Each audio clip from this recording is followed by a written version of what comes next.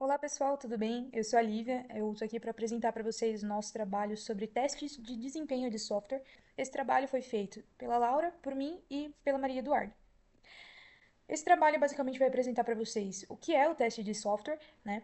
A história dele e o porquê ele é tão importante hoje em dia. Além disso, a gente vai apresentar os níveis e os tipos de teste de software. Vamos mostrar as melhores práticas para estar se realizando, o que a gente espera, né? O futuro dos testes de software e as próprias ferramentas em si. Para começar, a gente precisa entender de forma simples o que realmente significa testar um software. Então, quando a gente começa a falar de testes, a gente tem que garantir que o sistema funcione como ele deveria, sem ter erros, sem falhas, entender o que realmente ele foi planejado para fazer. Então, o teste de software, ele de forma prática é verificar se o sistema ele realmente funciona como desejado. A ideia é validar se tudo está correto, funcionalidade, segurança, desempenho e se ele atende os requisitos que foram definidos, como fazer uma inspeção completa antes de colocar algo no mundo. Testar não é só procurar um bug, é testar a qualidade e garantir essa precisão de um sistema. O teste permite entregar um sistema confiável, estável e rápido. Sem testes bem feitos, o risco de lançar algo com problema aumenta, e isso vira um prejuízo, um desgaste e um retrabalho. Antigamente, os testes eles aconteciam só no final do desenvolvimento, e isso mudou completamente hoje em dia. As metodologias foram criadas diferentes, como DevOps, CD, e os testes eles acompanham o desenvolvimento do começo até o final. Então a gente tem duas práticas muito importantes, que é o shift left, que ele testa o mais cedo possível para encontrar os erros mais rápido, e o shift right, que ele monitora e valida o sistema em produção para ajustar o que for necessário. Isso permite uma entrega mais rápido e com mais segurança. Com softwares cada vez mais complexos e as atualizações mais frequentes, as equipes usam automações, inteligência artificial e ambientes em nuvem para testar de forma mais eficiente. Hoje, o teste inteligente que usa inteligência artificial para prever problemas e gerar cenários automaticamente estão ganhando espaço e se tornando cada vez uma prática obrigatória. Então, resumindo, o teste de software, ele não é um detalhe do processo, ele é uma parte essencial do desenvolvimento moderno. E é graças ao teste que a gente consegue entregar sistemas mais confiáveis, seguros e preparados para escalar. No começo, testar software era basicamente caçar erros, direto do código, um processo conhecido como depuração, e essa é praticamente a única forma de testar durante cerca de 2 décadas. Só no começo dos anos 80 que esse cenário começou a mudar. As equipes passaram a testar aplicações em situações reais, simulando o uso do dia a dia. Isso fez com que o foco deixasse de ser apenas corrigir erros e passasse a garantir confiança, segurança e qualidade. Essa mudança marcou o início de uma visão mais ampla. O entendimento de testar não é só consertar algo, mas um processo essencial para garantir que o software realmente funcione bem no mundo real. Agora vamos falar sobre o porquê testar software é tão essencial, não só tecnicamente, mas também para o negócio. Hoje, qualquer problema de software tem um impacto muito maior do que no passado. Um bug não significa apenas algo que não funciona. Ele pode atrasar entregas, derrubar serviços, gerar prejuízo financeiro e principalmente afetar a reputação de uma empresa. E o mais grave, como tudo isso é interligado, sistema, integração, APIs, uma falha pequena pode causar um efeito dominó e parar operações inteiras. É verdade que testar exige tempo, ferramentas e profissionais, mas o que pouca gente percebe é que não testar sai muito mais caro. Empresas economizam milhões ao evitar problemas que só seriam descobertos depois que o software estivesse no ar. Quando o teste é bem feito, especialmente nas fases iniciais, ele diminui o retrabalho e evita crises e reduz custos de suporte. Quanto mais cedo a equipe recebe o retorno do teste, mais rápido ela consegue corrigir o que está errado. E isso evita pequenos problemas se transformarem em grandes dores de cabeça lá na frente. Aqui estão alguns tipos dos problemas críticos que os testes antecipados conseguem identificar. falhas de arquitetura que podem comprometer todo tipo de sistema, decisões de design ruins que dificultam a manutenção e evolução, funcionalidades inválidas ou incorretas que não atendem ao que o usuário espera, vulnerabilidades de sistema que colocam dados em risco e operações, problemas de escalabilidade, quando o sistema funciona para poucos, mas não aguenta crescer. Por tudo isso, testar não é uma fase opcional, é um investimento direto na qualidade e na segurança do software, e no fim, na confiança do cliente e na imagem da empresa. Quando falamos em testar software, existem duas abordagens principais: o teste manual e o teste automatizado. Cada um serve para situações diferentes e ambos são importantes dentro de um sistema.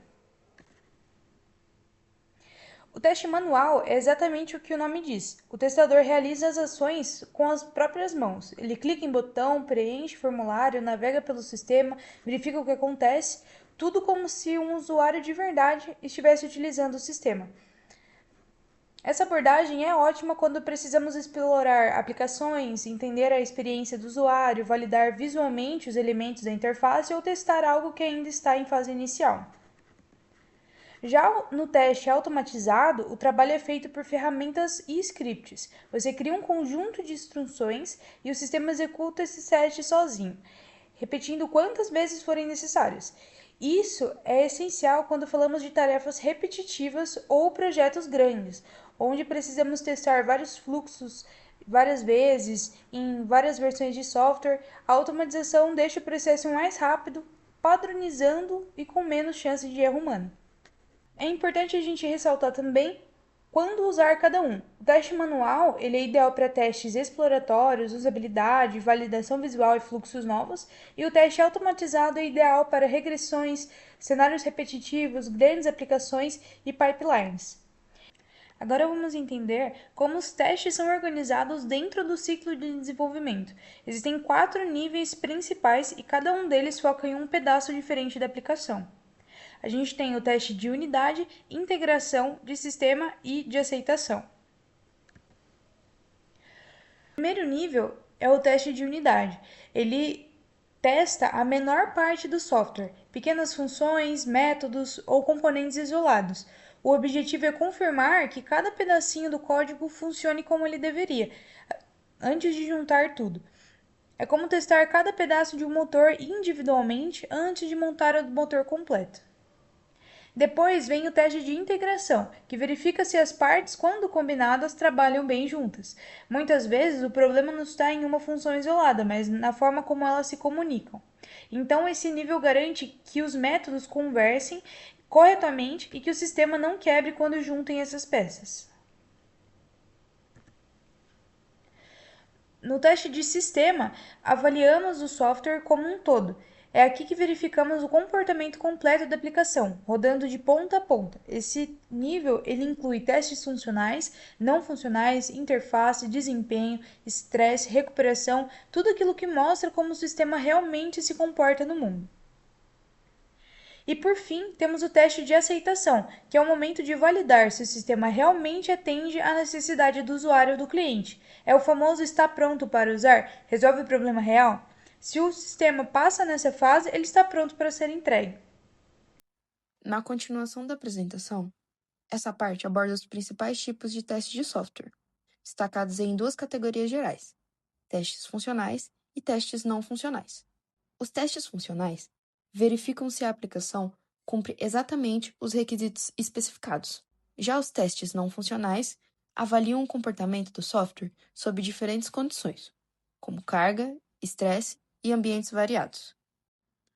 Entre os testes funcionais, temos 2 modelos clássicos: o teste de caixa branca, baseado no conhecimento da estrutura interna do software, analisando lógica e fluxo do código, e o teste de caixa preta, no qual o testador não possui nenhuma informação sobre o funcionamento interno do sistema e avalia apenas as entradas e as saídas. Os testes não funcionais abrangem o comportamento do software sob condições específicas. O teste de desempenho avalia o funcionamento da aplicação sob diferentes cargas. O teste de carga mede o desempenho em condições próximas ao uso real, e o teste de estresse examina até que ponto o sistema suporta a sobrecarga antes de falhar. Entre as melhores práticas, destaca-se o uso de um plano de testes bem definido, que estabelece escopo, abordagem e recursos necessários. Além disso, frameworks integrados a pipelines de automação e validação contínua são recomendados, e as revisões de código contribuem para reduzir erros estruturais antes mesmo dos testes. Quanto às tendências futuras, os testes acompanham a crescente complexidade dos sistemas. A automação, IA e arquiteturas nativas em nuvem influenciam diretamente a evolução do processo de validação. As plataformas low-code e no-code ampliam o uso de ferramentas de testes por usuários não técnicos, tornando o processo mais acessível e acelerando ciclos de entrega sem exigir conhecimento especializado. Com a expansão de dispositivos IoT, os testes precisam considerar cenários de conectividade, segurança e desempenho. Em ambientes de edge computing, torna-se necessário simular condições variadas na rede para garantir confiabilidade. Os sistemas preditivos, baseados em aprendizado de máquina, antecipam falhas antes que afetem a produção. Da mesma forma, os mecanismos de autocorreção identificam e corrigem automaticamente pequenos problemas, reduzindo indisponibilidade e aumentando a resiliência. O teste de estresse é um teste de desempenho que avalia a estabilidade e robustez sob condições extremas. Ao contrário do teste comum, o stress test força a aplicação além dos limites para identificar o ponto de falha e observar como o sistema se comporta em picos inesperados, falta de recursos ou cenários anômalos. Como funciona o stress test? A primeira etapa, ela envolve o planejamento e preparação. Define-se o escopo, as metas e as métricas a serem monitoradas, como tempo, resposta, throughput, taxa de erros e uso de recursos. A etapa seguinte consiste na criação de cenários que simulem condições extremas, como geração de muitos usuários simultâneos, horário de pico ou limitação proposital de recursos. Ferramentas como Apache, JMeter, Gatling ou LoadRunner são utilizadas para esse tipo de simulação. Durante a execução, os cenários definidos são aplicados à aplicação, elevando gradualmente a carga até identificar o ponto de quebra. As métricas são monitoradas em tempo real para observar o comportamento da aplicação sob estresse. Após o teste, os dados coletados são analisados para identificar gargalos, limitações de desempenho e possíveis fragilidades. Tendências como aumento no tempo de resposta, erros ou esgotamento de recursos são observadas. E com base na análise, são implementadas melhorias como otimização de código, ajustes de capacidade, refinamento de estratégias de balanceamento de carga ou adequações de infraestrutura. Com a máquina virtual, a gente criou um sistema operacional Linux, tá? A gente está usando o terminal do Ubuntu. Então, a gente está utilizando a ferramenta Stress para gerar uma carga artificial, né? Esse comando ele está utilizando 2 núcleos da CPU por 20 segundos, tá? Então, ele simula uma situação de autoprocessamento, certo? Ele fica essa parte travada, né?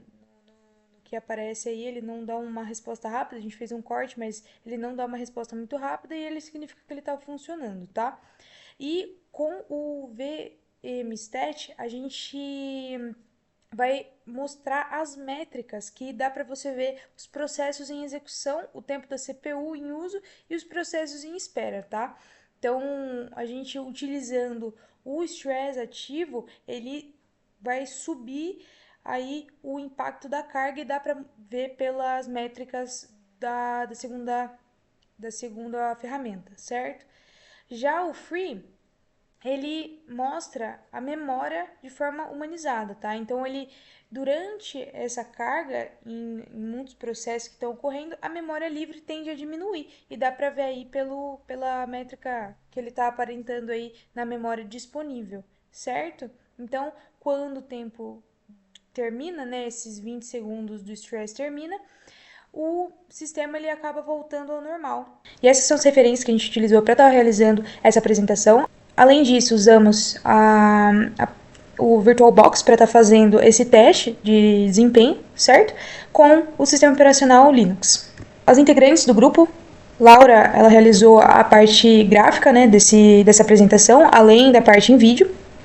Eu fiquei responsável pela parte em vídeo e pela parte prática dessa apresentação, e a Maria Eduarda ficou responsável pela pesquisa e organização do grupo. Agradeço muito a atenção de todos.